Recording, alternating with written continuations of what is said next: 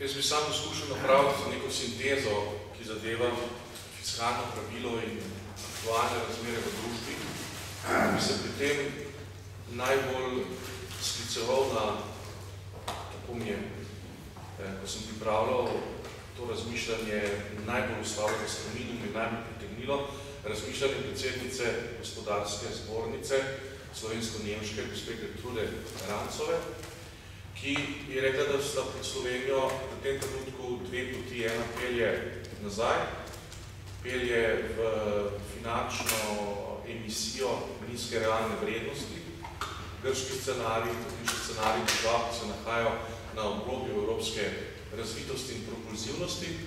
Drug scenarij je tisti, ki smo ga v drugi polovici 80 let oblikovali, ki smo hoteli doseči maksimalno točko ali pa zenit narodnega potencijala, se pravi, da bi tisto, kar v resnici smo in zmoremo, se odraža tudi v gospodarstvu in v družbeni blaginji klimi.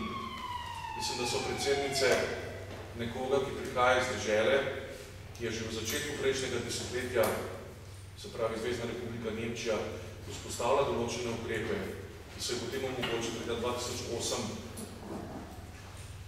brez večjih težav premagala to krizo in je danes v vseh pogledih svetilnih Evrope, takšen in drugačen, da so te besede zavezujoče tudi za slovensko javnost v času, ko se sprejema fiskalno pravilo.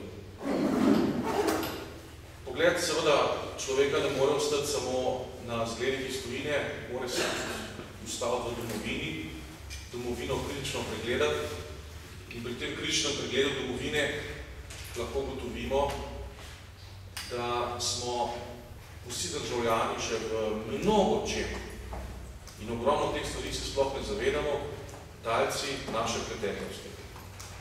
Smo talci neresnice, smo talci zgodovinskih laži. Ne omenim prvo. Rdeča zvezda nikoli in nikdar ni mogla biti simbol slovenske državnosti, tudi ni bila. Poskus Komunistične partije Slovenije, ki je uspel, da se polasti narodno-osvobodilnega boja, ni pomenil začetkov slovenske državnosti in ni pomenil ključno točko v razvoju slovenske državotvorne ideje, nasprotno. Ni mogel pomeniti, ker s tem ni logično povezan, nasprotno.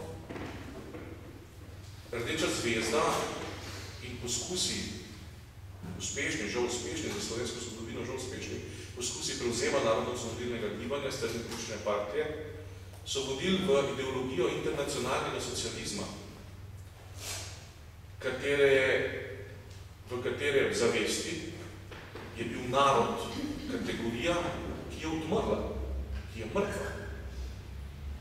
Besede ministra nekdanjega in predsednika reform komunistične stranke, oziroma stranke naslednica Komunistične partije Jugoslavije, da je bil eden največjih politikov tako imenovane SFRJ, Edvard Kardelj, na smrtni postelji nosilec slovenske nacionalne ideje, so del te neresnice, katere talci smo mi vsi. Premislek tudi potem pove, upoštevaje to, da ljudje, ki so se v partizanskem gibanju izpostavili v smeri partije in v smeri zločina, za kar vemo po dokumentiranju fotografije pobite družine Černe, na kateri so tudi mladoletniki, izvršila pa je enota Franca Rozmana Staneta, kot tudi druge, ampak to so ohranjene fotografije, ne morejo biti zaščitniki in svetli simboli naše državnosti in njihova imena na pročeljih vojaškec, ki predstavljajo suvereno voljo slovenskega naroda znotraj NATO, nimajo tam kaj početi. So popolna anahronizem. Mi smo talec preteklosti, s katero moramo presekati tudi na področju javnih medijev, žal. V družbi se ustvarja klima, ki ni propulzivna in ni naklonjena tej vladi, ki poskuša napraviti preboj naprej, ki poskuša Slovenijo potegniti iz tega smrtnega krča nezdravih ekonomskih odnosov in zadolževanja. Žal opažamo, da so mediji nekritično intonirani v rušenju vsakih naporov, ki niso napori samo za vlado, ampak so napori za celokupno narodno skupnost. Ves narod bo imel od tega korist. Tudi generacije, ki prihajajo, tudi ljudje, ki jih morda še ni, če se bo slovenska barka naravnala na pravo pot. V tem smislu človeka boli medijski stampedo, ki tako nekoč več ne pozna meja med dostojnostjo in nedostojnostjo, ki mu ni nič sveto, ki mu tudi velike postave slovenske osamosvojitve ljudje, ki jim brez pretiravanja odločilno dolgujemo lastno državnost in lastno državo, kot jo že počni, niso med sveti. Skratka, na dan, ko bo slovenski parlament sprejemal fiskalno pravilo, želimo, da ga sprejme.